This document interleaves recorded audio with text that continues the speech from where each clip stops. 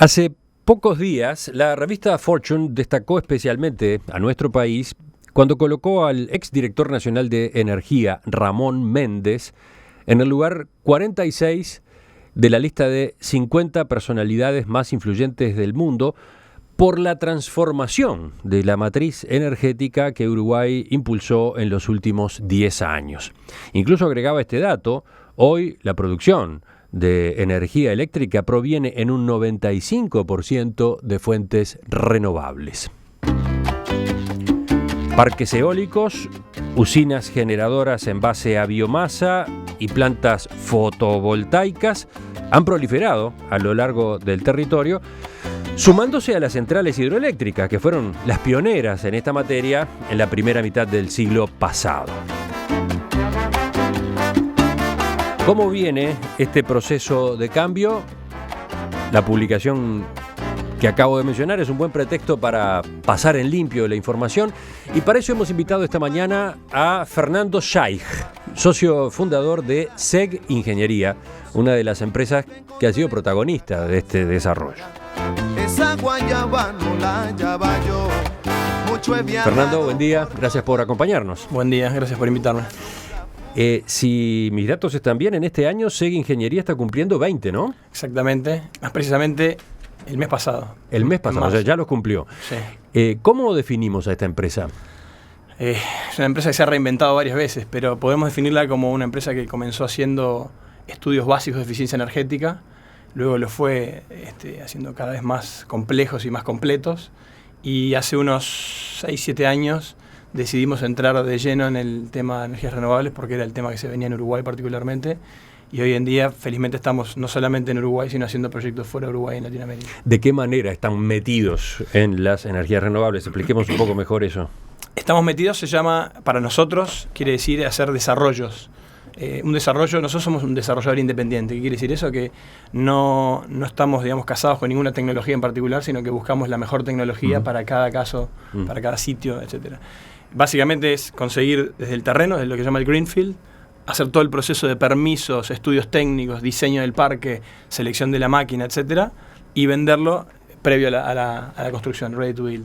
Ese paquete que generalmente se vende a un inversionista, ya sea con una licitación ganada o con una promesa de licitación ganada, es lo que es el negocio del desarrollador, digamos, ¿no? O sea que ustedes pasaron de trabajar en proyectos de eficiencia energética a sumar también proyectos de generación de energía eléctrica en base a renovables. Exactamente, sí. Podemos ver, es como vemos el mercado de los dos extremos, ¿no? De la demanda y la oferta. ¿Y en cuántos de estos proyectos han estado involucrados últimamente? En Uruguay estuvimos involucrados en 5 proyectos, 3 eólicos, que suman unos 170 megavatios, 180 megavatios, y 2 fotovoltaicos. En Uruguay, hacías esa aclaración, ¿por qué? Porque además estamos ya incursionando en desarrollo fuera de Uruguay, en México, en Perú, en Argentina, bueno, estamos iniciando ahora con esta nueva reglamentación que hay, en Chile, en Brasil, y quizás también nuevos proyectos en Uruguay, pensando en si hubiera alguna oportunidad futura, pero va a ser dentro de unos cuantos años. ¿Y cuánta gente trabaja en SEG Ingeniería hoy? Aproximadamente en forma directa en SEG, en Uruguay, unas 30-35 personas. También existe en Chile SEG Ingeniería, que es una franquicia nuestra, era nuestra pero fue pasada a quien era nuestro gerente, que son unas 4 o 5 personas. ¿Y en esa plantilla qué proporción hay de profesionales? ¿Cómo se compone? Y básicamente son muchos profesionales, hay una gama bastante amplia de tipos de profesionales, hay desde contadores, economistas, mucho ingeniero, naturalmente, y hay muchos estudiantes de la universidad también, que son los que ingresan primero y tienen la perspectiva de continuar ahí trabajando por mucho tiempo, ¿no? Vayamos al tema del que yo hablaba en la apertura de esta conversación. ¿Cómo reaccionaste cuando leíste el artículo de la revista Fortune con ese destaque a Uruguay por la transformación de su matriz energética? La primera reacción fue de alegría, obviamente, como creo que mucha gente, no solamente por el Uruguay, que es lo más importante, y por la notoriedad que tomó el tema de la matriz, del cambio de la matriz, que creo que la culminación fue la actuación de Ramón Méndez en el COP21 en París. Ahí fue como la punta del iceberg, ¿no?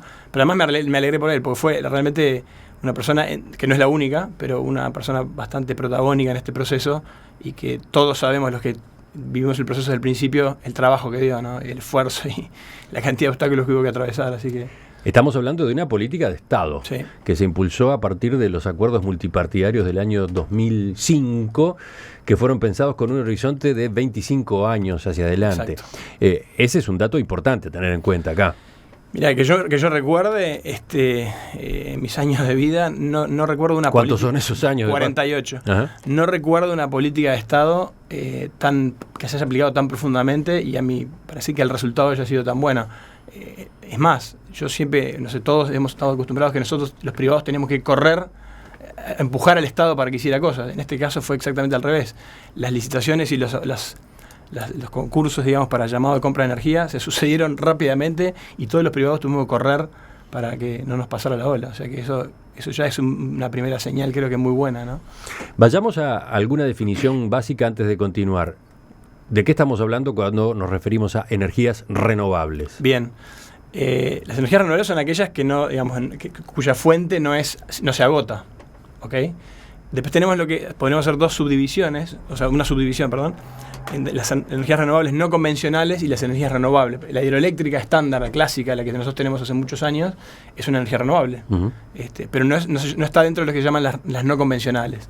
Las no convencionales son la eólica, la solar fotovoltaica, la biomasa, la geotermia, las pequeñas centrales hidroeléctricas. Podríamos decir que son las más nuevas también, ¿no? De alguna manera. Y si bien esta pregunta puede resultar obvia, me parece bueno hacerla antes de seguir. ¿Cuáles son las ventajas de avanzar en esta materia? Hay muchas. Hay muchas, ¿no? Yo tengo algunas en la cabeza. Reducción de la dependencia de los combustibles importados. Para el Uruguay especialmente, ¿no? Que dependió toda su vida de los combustibles. Si uno mira la variación de los precios de costo de abastecimiento de la demanda, dependiendo del petróleo, obviamente que es un reflejo de la baja o alta hidraulicidad que tuvimos en los años anteriores, es enorme, era enorme año a año, hasta que entraron las renovables. Ahí ya se hizo mucho más, previsible el costo de abastecimiento de la demanda. Caída de las emisiones de gases de efecto invernadero. Sin duda, eso es notorio. Al depender menos de las centrales térmicas, quemamos menos combustibles fósiles. Exacto. Mayor autonomía respecto al cambio climático. Bueno, mayor autonomía, yo diría, lo que hay es que por lo menos no estamos aportando a ese fenómeno negativo, ¿no? Desde el Uruguay. Uno puede decir, bueno, pero el Uruguay es muy chiquito, pero como ejemplo creo que... Por eso creo que también lo de la revista Ford, el ejemplo fue muy bueno y fue se sorprendió la gente en París cuando escuchó, creo yo, a Ramón, que en una estrategia muy bien hecha, pienso yo, muy perfil bajo, llegó ahí calladito, al uruguayo así, y de golpe salió con eso, y creo que eso llamó mucho la atención, no salió en todos los diarios del mundo. Cuando me refería a desarrollar mayor autonomía respecto al cambio climático, me refería sobre todo a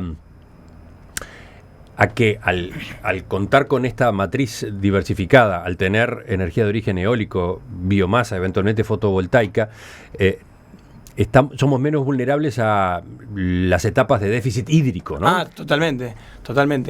Igual las variaciones de la hidraulicidad no dependen, o sea, hoy toda la vida las tuvimos, independientemente del cambio climático. Obviamente eso se puede acentuar o no lo sabemos, pero toda la vida se tuvo porque las lluvias, la variación de las lluvias puede ser 40-50% de un año al otro. No así el viento. Justamente eso es lo bueno de la complementariedad de las dos fuentes principales que vamos a tener, que son la eólica y la hidroeléctrica. La hidroeléctrica uno no puede prever en lo que va a pasar en un año, pero sí tiene claramente el depósito de agua que tiene para turbinar mañana. Y la eólica es totalmente al revés. Uno no sabe el viento que va a haber dentro de 10-15 minutos, no lo sabe, pero tiene una estimación bastante certera de lo que va a pasar en torno de un año. Es decir, podemos hablar de variaciones no más del 15%. ¿Qué otras ventajas tiene el avance en energías renovables, aparte de estas que ya hemos mencionado? Una fundamental para el Uruguay, el precio. El precio, solo para dar un pantallazo, nosotros históricamente aquí se complementó la hidroeléctrica cuando empezó a quedar cortas las centrales hidroeléctricas con combustibles fósiles, todo por arriba de $110, $120 el megavatio hora, y muchas veces tuvimos que importar energía de Argentina y de Brasil a precios, escuchen bien, $400 el megavatio hora y $350 el megavatio hora. La eólica se compra hoy a $63, $65 el megavatio hora. Y la solar a 86 por ahí. Este es un punto delicado sobre el cual me gustaría volver, porque acá mismo, en este momento, estoy recibiendo un mensaje, de un celular que termina en 657, ¿por qué no bajan las tarifas de la luz? O sea, esa baja en el costo de generación Exacto. que está existiendo, ¿se traduce o no se traduce después al cliente? Ya sea la familia, ya sea la empresa. A ver, dicho... Lo hablamos enseguida. Ok. Pero para completar estos minutos de introducción, ¿cuáles son los países que están a la vanguardia en materia de energías renovables? ¿En el mundo o en Latinoamérica? En el mundo. En el mundo. Yo diría, obviamente, Estados Unidos, Dinamarca, Alemania, no en ese orden precisamente, en antigüedad diría que Alemania, Dinamarca, Estados Unidos y España. Algo Portugal. Eso sobre todo porque también son generadores de tecnología. Uh-huh. Luego vinieron una segunda camada de países que tomaron eso y fueron muy rápido. Inglaterra, Irlanda, bueno, como decía, Portugal. Y en Latinoamérica, bueno, Brasil fue el que inició. Luego vino Uruguay, que eso nos pone hoy en día en una posición ideal. Es decir, por primera vez también yo veo una cosa bien clara, que es Uruguay puede exportar conocimiento, no tecnología, ojalá pudiéramos producir aerogeneradores, al resto de Latinoamérica, menos Brasil. Uh-huh. Eso es un poco lo que está aprovechando también SEG Ingeniería, ¿no? Estoy mirando un gráfico de UTE que muestra lo que ocurrió desde el domingo a las 17 horas hasta ayer a esa misma hora, 24 horas del domingo al lunes. Por un lado, la demanda de energía eléctrica y por otro lado, las fuentes de abastecimiento. Uh-huh. Después los oyentes van a poder ver esa gráfica, pero nada de la electricidad provino de centrales térmicas, cero. De centrales hidroeléctricas vino el 52%, Salto Grande y Río Negro. 40% correspondió a parques eólicos y 8,5% a centrales de biomasa. ¿Qué comentarios merece una distribución así? Y bueno, creo que esa foto habla por sí sola, ¿no? Imagínense esta misma foto hace, no sé, 5 o 6 años. La eólica y la biomasa la teníamos que haber suplido con combustibles fósiles. Más caros, súper contaminantes, no autóctonos. Ahí con esas tres creo que ya se responden. ¿Y cómo nos coloca entonces este tipo de números en la comparación internacional? Uruguay está hoy en día en el segundo puesto o el tercero, ahí un poco peleando el segundo y tercer puesto en cuanto al porcentaje de energía eólica en la matriz eléctrica. Podemos aspirar a ser el primero. Ahí Dinamarca obviamente tiene un papel, es muy chico, está muy interconectado, pero yo creo que podemos llegar a ser en un par de años cuando se instalen el resto de las eólicas grandes que quedan, vamos a llegar a unos 1.500, 1.400, 1.500 megavatios y hoy en día no llegamos a 1.000 todavía. Cuando se instalen todas esas centrales, posiblemente podamos llegar a ese nivel.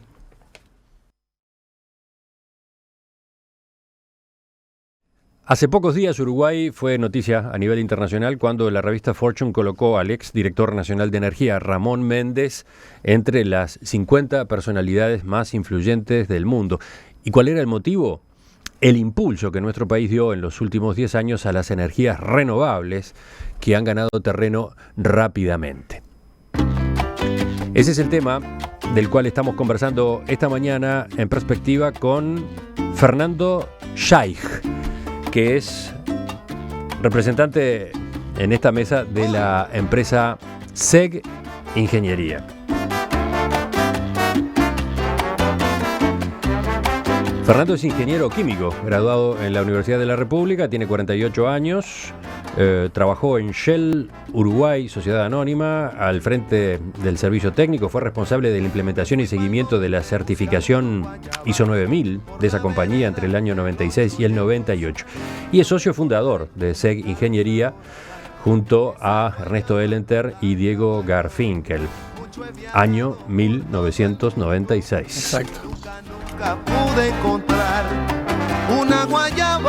Estamos hablando con SEG Ingeniería porque ellos son de algún modo protagonistas, son uno de los tantos protagonistas de este proceso que hoy examinamos. Hablamos ya algo, pero es particularmente importante el avance que ha tenido la generación en base a energía eólica. Uh-huh. En este capítulo de las renovables se destaca la eólica. Desde el año 2006 se han instalado en Uruguay parques eólicos de grandes dimensiones. Según los datos del Ministerio de Industria, Energía y Minería, actualmente están funcionando 25 de estos parques y otros 9 están en proceso de construcción. Sí. Concretamente en Maldonado, Rocha, San José, Florida, Tacuarembó, Flores, Artigas, Colonia, Cerro Largo, 33, Salto y La Valleja. Ustedes han participado en varios de estos emprendimientos, como ya quedó dicho. ¿Qué impresión tienen? ¿Cuál es la opinión de ustedes? ¿Por qué ha podido desarrollarse tanto este sector de las energías renovables? Primero que nada, en comparación con las demás energías renovables no convencionales, como por ejemplo la solar, sin duda que el Uruguay es un lugar donde hay mucho viento en comparación al sol. Fue una sorpresa, de algún modo, dicen algunos de los técnicos. Bueno, ¿no era claro que tuviéramos ese potencial? Sí, puede haber habido una diferencia. Uno esperaba un factor de capacidad que después podemos explicar lo que es, de 35% y terminó siendo de 40%, pero es una diferencia relativamente marginal. Sí se esperaba que el Uruguay tuviera, por lo menos particularmente esperábamos que sí tuviera buen viento. Lo que sí ha sucedido respecto de la solar es que la solar todavía sigue siendo un poquito más cara, y dado que la fuente, el recurso no es tan abundante, todavía es un poco más cara. Pero por ejemplo en Chile pasa lo contrario. En Chile hay muy buen sol y menos viento, y ya casi que los factores de planta están iguales. O sea, el factor de planta es una medida arbitraria de cuántas horas equivalentes está generando ese parque respecto a las horas totales que está instalado. Uh-huh. Y mencionaste al pasar un dato que sí se escapó de lo que se había previsto, para mejor. Bueno, es el factor de planta. Se esperaban factores de planta del 35%, es decir, que se esperaba que del total de las horas del año, es como una simulación de que el 35% de las horas había viento y estaba a plena capacidad del parque, y el resto cero. Bueno, en realidad va a ser más cercano al 40 que al 35. ¿Qué más? ¿Qué otros factores han influido para que este desarrollo se diera con este ritmo? Bueno, como muchas cosas en la vida de los seres humanos, la necesidad, ¿no? El Uruguay no tiene mucho más lugar donde instalar centrales hidroeléctricas, que obviamente fue el gran sostén de la energía eléctrica uruguaya, y estaba dependiendo de los combustibles de una manera impresionante, no solamente pagando muchísimo, importando energía eléctrica, como hablamos antes, con lo cual era muy buena la instalación de eólica. Aprovechó también precios bastante bajos de la tecnología, y una cosa muy importante, la eólica y la hidroeléctrica son muy complementarias. Es decir, uno en un embalse hidroeléctrico tiene casi como una batería virtual ahí. Cuando hay viento puede hacer funcionar los aerogeneradores, y en el momento que falta viento, turbina, pero entonces uno guarda el agua ahí, ¿no? También se ha mencionado que influyeron los acuerdos multipartidarios, sin duda, el hecho de tener efectivamente un horizonte de 25, 30 años de reglas claras. Y también se ha mencionado el tipo de contratos. Hace unos días, analizando este tema con Tamara Shanti de Deloitte, ella subrayaba: Uruguay, a diferencia de otros países en su momento, no subsidió la inversión en el mercado eléctrico, pero sí planteó un marco que resultó muy atractivo para diferentes tipos de inversores, además del marco general de promoción de inversiones. En este caso, el Estado ofreció contratos de largo plazo, en los cuales UTE se comprometía a comprar toda la oferta que se generase, y ofreció en esos contratos precios fijos en dólares y reajustables según paramétricas relativamente simples. Eso facilitó mucho la obtención de financiamiento a largo plazo para estos proyectos. Digamos. Dijiste una palabra clave a mi entender, que es simple. Hace poco me invitaron a hablar en la conferencia de México, el México Wind Power, y como para, digamos, mostrar el caso de Uruguay. Y justamente lo que yo decía es por qué en Latinoamérica las demás países en general están procurando sistemas, pero no son tan simples. Y yo creo que la clave de Uruguay fue eso, que fue simple. Toda la energía que se genera se compra. Obviamente eso puede ser visto, si sobra energía, ¿qué hacemos con ella? Ahora hablamos del tema. Pero creo que eso fue la clave para que vinieran tantos inversionistas. El sistema es muy, muy sencillo, no hay misterio, se paga por la energía más barata, es decir, lo único que se pedía es que los aerogeneradores fueran nuevos, que hubiera una determinada cantidad de componente nacional. Y se fue por el mecanismo de la subasta. Digamos, con una oferta única, no una subasta inversa como en el caso de Brasil, que también es muy competitiva, pero a veces lleva a emociones circunstanciales de los oferentes, que llegan a precios muy bajos y a veces no se puede construir, ¿no? Yo creo que en eso fue muy inteligente el Uruguay, mirar un poco lo que había alrededor y tratar de copiar lo bueno, ¿no? Ahora, ¿ese tipo de contratos es también un buen negocio para el país? Está claro que fue conveniente para los inversores, y por eso entraron. Se han consolidado tantos proyectos y se están preparando otros. Ahora, mirado desde el lado Uruguay, desde el lado la sociedad civil, la gente? Y bueno, volvemos a las razones que hablamos hoy, ¿no? El primero es económico. Insisto, económico en el costo de abastecimiento de la demanda. Es decir, el Uruguay pasó a pagar mucho menos, como decíamos antes, llegó a importar energía eléctrica a $400 el megavatio hora y 350, llegó a pagar con las térmicas arriba de 110, 120, y llegando a 200, y con eso estamos hablando en la eólica $65. Eso es, creo yo, lo más importante desde el punto de vista económico. Después todas las implicancias, las externalidades positivas en cuanto a medio ambiente, etcétera. Ahora, ¿qué ha pasado con el precio de la energía eléctrica al consumidor? Bueno, familias, empresas. Ahí diste en el clavo. Es decir, una cosa es el costo de abastecimiento de la demanda, como cualquier empresa, y otra cosa a cuánto vende la energía. Todos sabemos, o muchos sabemos, que el precio de la energía al consumidor final en Uruguay no se fija con criterios exclusivamente de costo de abastecimiento de la demanda. Ramón Méndez, en una entrevista que le hacían hace pocos días en El País, a raíz de esta distinción que recibió, decía: los costos de generación de energía eléctrica han caído 40%. Sí, ¿ustedes manejan ese mismo número? Sí. ¿En la comparación muy similar? ¿Con qué fecha? No, digamos, en la misma matriz, la matriz que teníamos antes de empezar el boom de la eólica y la solar, ¿no? O sea, estamos hablando de una caída de los costos de generación de energía eléctrica, una caída real del 40%. Sí. Y agregaba, lo que no está pasando es que se traduzca la fuerte reducción de los costos en una fuerte reducción de las tarifas. Claro. Y esto tiene que ver con que la política económica es una sola. Lo que ha privilegiado el gobierno, y en particular la conducción económica, es la transferencia de recursos hacia el accionista de las empresas públicas, que es el Estado, para poder utilizarlos en lo que es hoy por hoy la mayor preocupación a nivel internacional: mantener el déficit controlado. Exacto. O sea, la UTE ha sido un generador hoy, en estos años de margen, digamos, como si fuera una empresa, ¿no? Entonces, ese margen se lo traslada al Estado. Básicamente es eso, ¿no? No hay un criterio, o sea, las tarifas no están atadas, las tarifas finales no están atadas al costo de la demanda, de abastecimiento de la demanda. Ahora, ¿y cómo juega el hecho? Entonces, por un lado está este factor, lo que UTE paga por la energía eléctrica, que ustedes dicen es conveniente. Sí. Como te decía fuera no al aire, te decía, si uno mira hoy en día con el petróleo muy bajo, el récord histórico del petróleo, que está en $39, $37 entre uno del Texas y el otro, y uno mira el costo de abastecimiento de la demanda de la térmica más económica, más barata, en Uruguay, está arriba de casi llegando a los $80. Y bueno, en la eólica estamos en 65, 67. O sea, tú estás remarcando que esos números incluyen la baja que ha tenido el petróleo en los mercados internacionales. Exactamente, etcétera. Y ni que hablar cuando el petróleo estaba... Por eso, y tampoco tenemos que mirar la foto muy aisladamente. Justamente, creo que lo bueno que se hizo aquí es que se miró a largo plazo, por primera vez, o por quizás única vez, en el tema de energía, ¿no? Es muy importante eso. A ver, ¿y cómo juega el hecho de que estas tarifas están comprometidas en dólares? Esta compra, este precio de compra de la energía, por ejemplo, de los parques eólicos, se fijó en los contratos en dólares, sí. Y casualmente el dólar ha subido, mientras que UTE, por otro lado, cobra a sus clientes en pesos. ¿Cómo juega? Bueno, primera aclaración es que está en dólares, pero no es fija en dólares, sino que tiene una paramétrica que depende del tipo de cambio, y justamente cuando el tipo de cambio sube, no 100%, ¿no? Es en una proporción del total de la fórmula. Cuando el tipo de cambio sube, es decir, el dólar sube, retiene la tarifa, hace bajar la tarifa. ¿Ok? Eso es el primer tema. Segundo, que si no hubiera sido en dólares, difícilmente hubiera venido un inversionista extranjero o nacional a invertir en ello.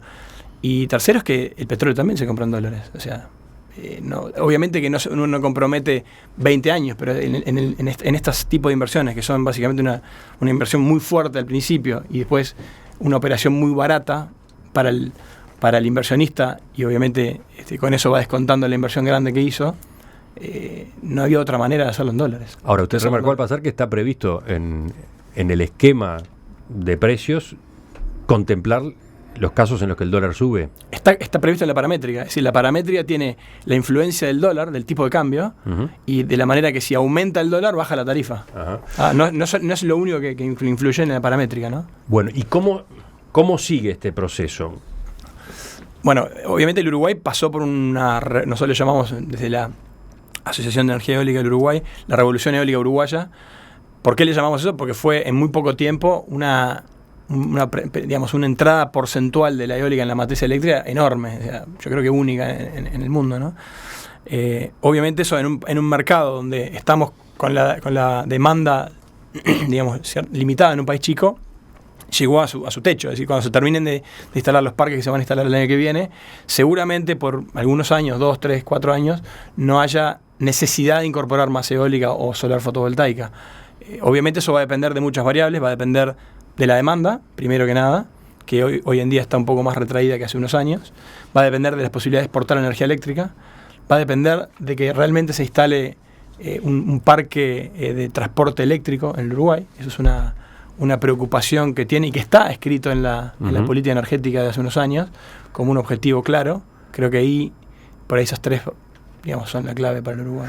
Vuelvo al análisis que hacía Tamara Yandi de Deloitte.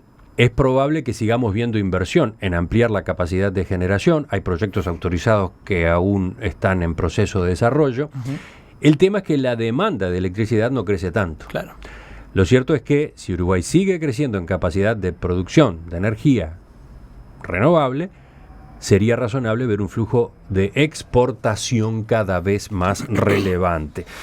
¿Cómo es esto? Entonces, seguimos fomentando la inversión en generación de electricidad en base a renovables y luego quedamos obligados a exportar. Bueno, obligados puede no ser la palabra, digo, lo que sí sería bueno que se exportara. Pero una cosa importante, no es que seguimos agregando capacidad, sino que lo que se va a agregar de aquí a un año y medio es lo que ya, de hace ya un par de años, se licitó y se adjudicó. Es decir, no es que la política hoy en día está en... No se van a hacer nuevas convocatorias, ¿ok? Esa es primera aclaración. Quiere decir que vamos a completar unos 1.400, 1.500 megavatios con lo que ya se licitó y se adjudicó. Eso sí, seguramente, por momentos, y eso es muy importante aclararlo, esto es como cuando uno ve un partido de fútbol y llega a los 20 minutos del segundo tiempo y ve 2 goles de un cuadro y dice, va ganando 2-0. No, hay que mirar el resultado final, que iba perdiendo 7-0, entonces es 7-2 el resultado. Entonces hay que mirar un poco los 20 años. Es probable, y va a pasar, y hay que ser consciente de que eso va a pasar, y es parte de lo previsto, que por momentos haya que exportar, va a sobrar energía. ¿Ok? Pero son momentos puntuales que se espera que con el crecimiento de la demanda sean cada vez menos, sobre todo va a pasar en los primeros años, y esos excedentes son los que sería bueno poder exportar. Los precios a los que UTE está obligada a comprarle a los generadores privados, ¿son precios competitivos a los efectos de la exportación? Bueno, de lo que es la exportación de hoy, sobre todo Argentina, no, pero es una cosa bastante coyuntural. Esto es como todo, ¿no? Si uno hubiera pensado esto de antemano con el diario del lunes, yo creo que a pesar de que se va a exportar a precios bastante más bajos de lo que se compra para Argentina puntualmente cuando sobre energía, igual habría que haberlo hecho, por todas las razones que hablamos antes. Pero ¿eso qué quiere decir? Que obviamente ahora es el momento realmente de poner cabeza en el tema de exportación. Sabemos que el Ministerio a nivel de Cancillerías y de gobierno en general se están haciendo muchos esfuerzos para exportar a Brasil, porque estratégicamente, pudiendo exportar a Brasil a través de la conversora grandes cantidades de energía, automáticamente uno va a tener, si uno le vende solo, es como siempre, uno le vende solo a uno, el que compra tiene la llave, entonces si uno le vende a dos, automáticamente puede negociar mejor ese precio, ¿no? Pero entonces... es la etapa que se viene. Pero en principio tenemos un problema ahí. Pero es un problema totalmente esperable, porque es como, sabemos que la eólica no es gestionable 100%, entonces naturalmente va a haber que por momentos va a sobrar algo de energía. Sí, es un pequeño problema que ojalá ese sea el problema de los años venideros, ¿no? No tener que comprar energía a $400 el megavatio hora a la Argentina. La otra solución es fomentar el consumo aquí o facilitar el acceso a esa energía en, por ejemplo, los grandes consumidores. Bueno, de hecho ya hay un plan, se lanzó un plan de UTE donde UTE lanza ofertas de energía más baratas en determinados horarios, con una semana de anticipación para los grandes industriales, grandes consumidores de energía eléctrica, para que justamente puedan tener esa energía más barata con una semana de antelación, ¿no? Pero tiene que tener la condición de que sea un consumo que aumente sobre el consumo de ellos del año anterior. Y para terminar, en este cuadro, ¿cómo entra la planta regasificadora? Ese es un tema complejo. Sinceramente, yo creo que hoy en día, por lo pronto habría que replantearse el tema. Yo creo que no están claras todas las variables como para tomar una decisión hoy en día. Porque por un lado estaría obviamente la ventaja de venderle gas a Argentina. Sí, hay que conseguir vendérselo, ¿no? Estamos hablando de difícil de exportar. Si eso se diera, una parte de la viabilidad del proyecto estaría asegurada. Ahora, a los efectos del mercado energético nacional, ¿qué papel jugaría la regasificadora? Teniendo en cuenta cómo se ha ido acorralando Claro. la porción de la matriz energética que depende de las centrales térmicas, Sí. que serían las que se alimentarían con gas natural. Técnicamente eso se pensó en una parte de ella como para un respaldo de todo este boom, ¿no? La verdad es que digamos, era un apéndice, porque en realidad es el ciclo combinado lo que es el respaldo. A esta altura hay que cuestionárselo seriamente, me parece a mí. Es una opinión muy personal, ¿no? Pero, O sea, hay que cuestionárselo porque el Uruguay, tal cual está quedando en la conformación de su matriz, no necesita ese seguro, no necesitaría ese seguro. no, el seguro se lo podría dar el ciclo combinado. Lo que no necesitaría es... A ver, aclaremos. El ciclo eso. combinado es la usina que genera Sí. con gas o diésel, Ujú. que justamente se pensó Sí, sí, así sí. para que sea dual. La regasificadora lo que hace es suministrar el gas, Ajá. pero digo, ese ciclo combinado puede seguir funcionando con diésel. Ujú. O sea que lo que hay que cuestionarse, creo yo, es si es realmente necesaria la regasificadora, no el ciclo combinado, ¿no? En absoluto. Siempre va a tener que haber un respaldo en centrales Sí, térmicas. Sí, igualmente el despacho en Uruguay, yo creo que también picó un punto ahí, los problemas que se esperaban del despacho con mucho esfuerzo, pero han sido bastante mejor resueltos de lo que se esperaba, ¿no? Esa es otra historia de la que tendríamos que hablar. Sí. ¿Qué quiere decir los problemas que podrían haber aparecido bueno, en el despacho? El tener que administrar un sistema Exacto. como este. Los cucos, digamos, lo que se decía históricamente cuando hace 6-7 años se hablaba de que España tenía serios problemas porque tenía una eólica, demasiada cantidad de eólica en la matriz eléctrica y que los había resuelto porque eran sistemas que se podían interconectar entre ellos.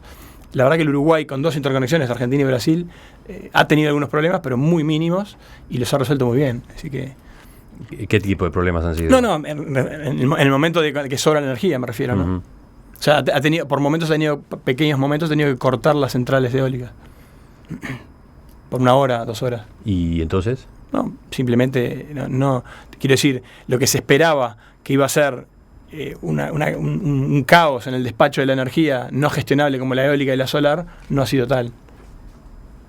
En perspectiva, da que hablar. Hemos conversado en estos minutos en perspectiva con el ingeniero químico Fernando Scheich, socio fundador de SEG Ingeniería. Fernando, gracias por acompañarnos. Quedan igual otras puntas, así que en cualquier momento volvemos a conversar. Muchas gracias.